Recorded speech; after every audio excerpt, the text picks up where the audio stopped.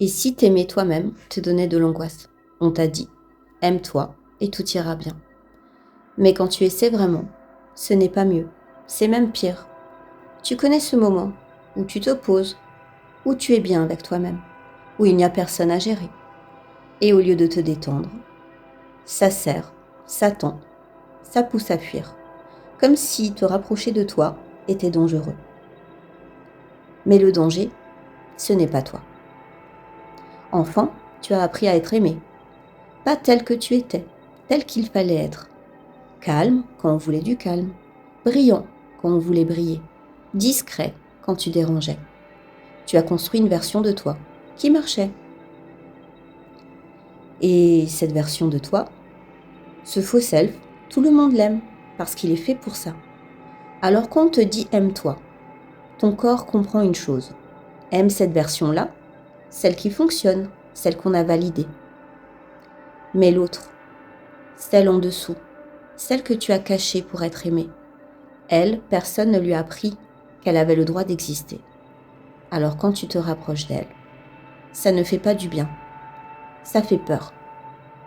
Tu connais ce moment où tu savais que tu devais partir, où tu sais que tu devrais dire non, où tu sens que quelque chose t'abîme.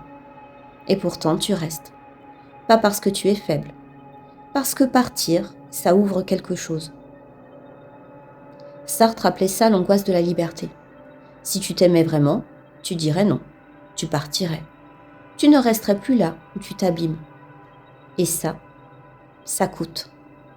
Ça coûte des liens, ça coûte des repères, ça coûte la version de toi qui tenait grâce à eux. Alors ton corps fait quoi? Il envoie de l'angoisse. Pas pour te détruire, pour te retenir, te garder là où c'est connu, même si ça te fait mal. Tout ce que tu as caché pour rester aimable est toujours là. Jung appelait ça l'ombre et nous l'avons vu ensemble. Tes colères, tes refus, tes besoins. Les parts qu'on n'a pas voulues, elles n'ont pas disparu, elles ont attendu. Et quand tu commences à t'aimer, elles remontent. Pas doucement, elles insistent. Alors ce que tu prends pour de l'angoisse, ce n'est peut-être pas un problème. C'est quelque chose qui demande à être vu. Tu ne manques pas d'amour de toi. Tu sens que ça ouvrirait. Quand on te dit aime-toi et tout ira bien, c'est incomplet. T'aimer, au début, ça déstabilise. Parce que ça touche le faux self que tu as construit pour tenir.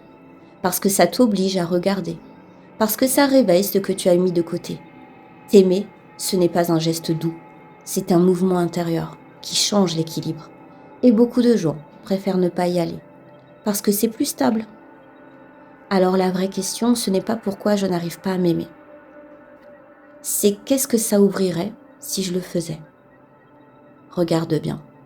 Ce que tu prends pour un manque, c'est peut-être un endroit où tu n'es pas encore allé. Courage.